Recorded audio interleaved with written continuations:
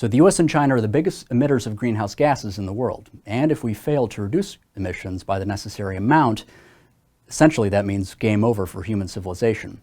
Now first, what I'm going to do is take you from the national level down to the city level in terms of emissions in both countries.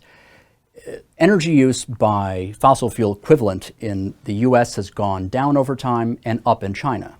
And at the national level, precisely that trend is reflected in CO2 emissions. So we kind of come to appreciate just how much CO2 emissions are embodied in the energy use in fossil fuels. But to really understand emissions increases and decreases over time at the national level, we need to look beneath the national level, at the subnational level. So first, what I want to do is point out in the upper right-hand corner, I show the raw emissions over time, 2000 to 2013, in the US and China. See, the trend in China is upward and downward in the US. Now, the reason this is because of the sum of what the cities are doing during that same time frame.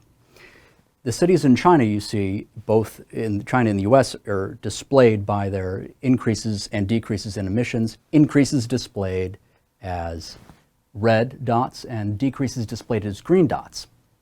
The size of the dot is proportional to how much they have increased or decreased. And I see right off the bat that cities in China have increased emissions more than they have decreased. And the inverse is the case in the US, where more cities have decreased emissions than increased. And that adds up because most emissions come from the city level in any given country.